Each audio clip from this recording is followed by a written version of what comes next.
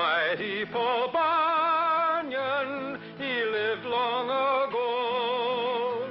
His strength and his goodness helped America grow. When Paul Bunyan was just 1 month old, he placed his baby hands around a young maple tree and tore it out of the ground, roots and all.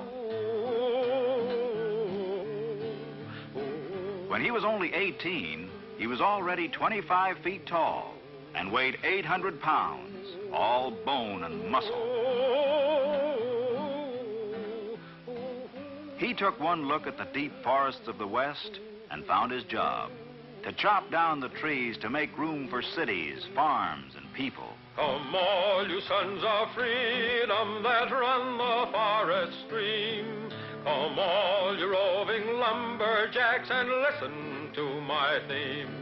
We'll cross the roaring rivers where the mighty waters flow, and we'll roam the wild woods over, and once more a lumbering go, and once more a lumbering go, and once more a lumbering go. We'll roam the wild woods over, and once more a lumbering go.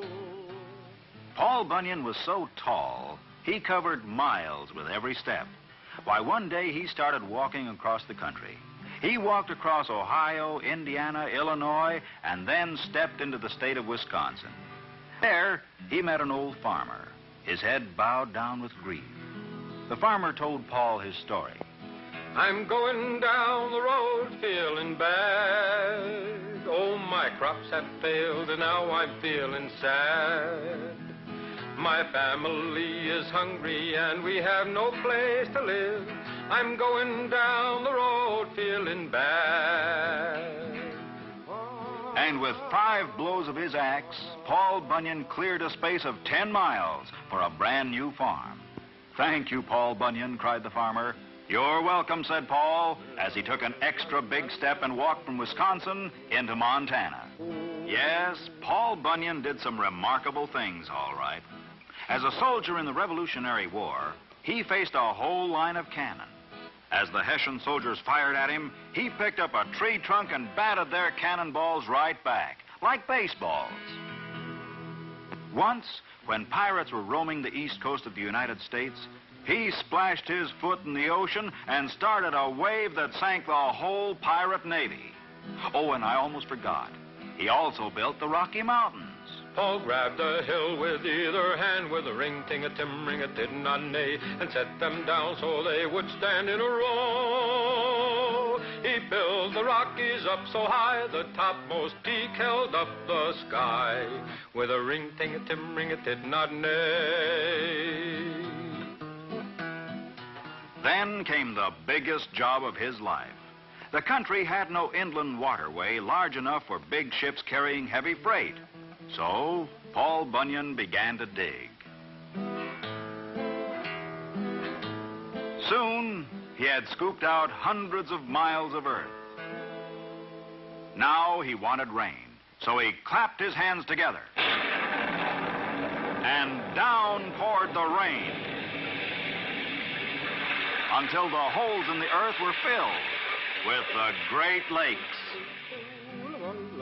La, la, la, la, la, la, la. Now, one of the Great Lakes was named Lake Erie, and the town of Buffalo was on its shore. It took just another day's work for Paul Bunyan to dig the Erie Canal from Buffalo to Albany, and the inland waterway was completed. In his later years, with his big jobs done, Paul Bunyan went back to one of his favorite hobbies, mountain making. But this was a mountain for children, a rock candy mountain. Oh, the buzzing of the bees in the popcorn trees near the chocolate ice cream fountain, where the jelly beans grow and the milkshakes flow down the big rock candy mountain. Oh, the children eat their fill of the whipped cream hill, and no one's ever counting. There's so much to eat, life is one long treat on that big rock candy mountain. Did Paul Bunyan really live? Well, nobody knows for sure. Oh, mighty Paul Bunyan, he lived long ago. His strength and his goodness helped America grow.